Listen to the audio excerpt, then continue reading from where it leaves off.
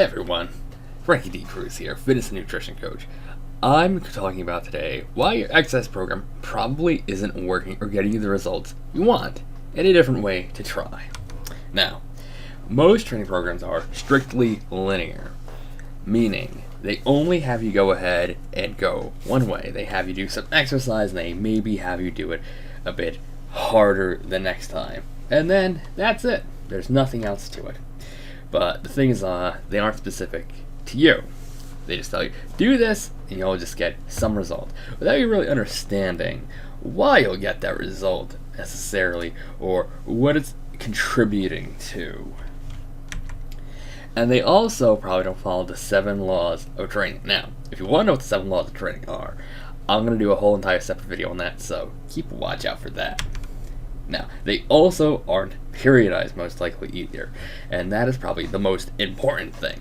Okay, I can't tell you how many different training programs I've come across that aren't periodized, and because they aren't, people get stuck, and when people get stuck, they get frustrated. I mean, how many times have you heard, well, I hit a plateau, so I guess it's time for me to change up my training program? It's not because you outgrew the program, it's because the program wasn't periodized. Now, there is a better way, but first you have to know yourself. And by know yourself, I mean you have to really know yourself. I mean, do you even know how long you take to recover from a given workout? Because if you don't, then you don't really know yourself.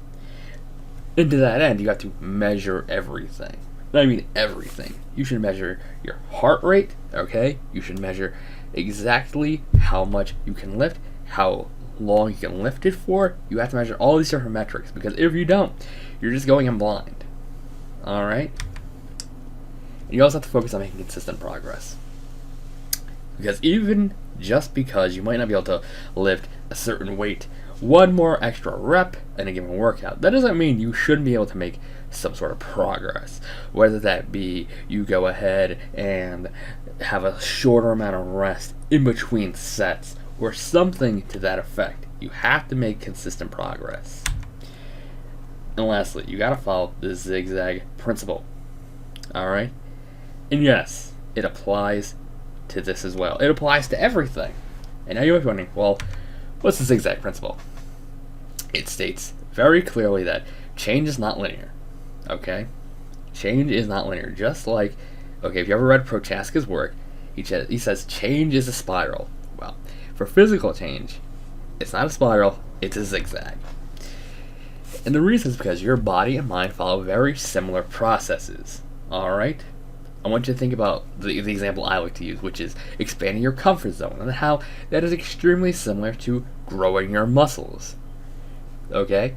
It's your mind versus your body, but they are very, very similar. And it also states, for every period of exertion, you must have a period of active rest. And I say active rest because that is what is most important. Because one of the laws of training is the use-disuse law. And what it states is that if you're not using something, you lose it. Well, that creates a bit of an issue, now doesn't it? Because if you're going ahead and not using a set of muscles while you're recovering, well, so hey, I mean, it sounds like, well, then you're kind of losing it now, aren't you? So that's what this zigzag principle is for. And to that end, it ensures you don't lose what you have or what you gained. Okay, it is very important that when you rest, it is active rest. Now, here's how to zigzag your workouts. I want you to determine a light, a medium, and a heavy workout. Alright, and this can apply to even just a singular exercise for one given muscle. Okay, or movement pattern. You have to have all three.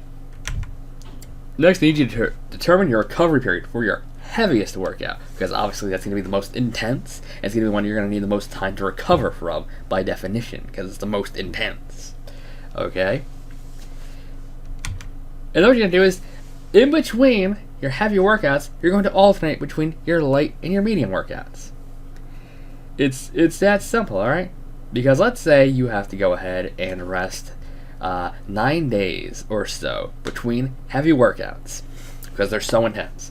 Well, what you do then is you would work out, say, your heavy workout Monday, then on Wednesday you'd have your medium, and then on Friday you have your light, and then on the following Monday you have your medium again, and then on that Wednesday you would go ahead and you'd have another heavy workout. Now let's say you don't need that much time to recover. You say, oh, that's preposterous, that's way too long. Well, alright, then just go ahead and take out either the light or the medium, and then just go ahead and alternate like that. Because there is no solid rules for how to zigzag your workouts. It's just the idea, okay, that you have to have this active rest period. Because that's what it is your light and your medium workout are there to not only ensure you continue to make some sort of progress, but they're there as a lighter load for you to go ahead and have your body recover. And it also fits in perfectly with the idea of you having to periodize your workouts. Now, if you like what you hear here, I have a free class for you. Alright? And in there, I'm going to show you what may be a very familiar story for some of you, or someone that you might know. But there's going to be a twist, because I'm going to show you how we can have a happy ending. So if you like the sounds of that, go ahead and click the link in the comments section, okay? Like, share, follow, do all those things, and I'll see you next time.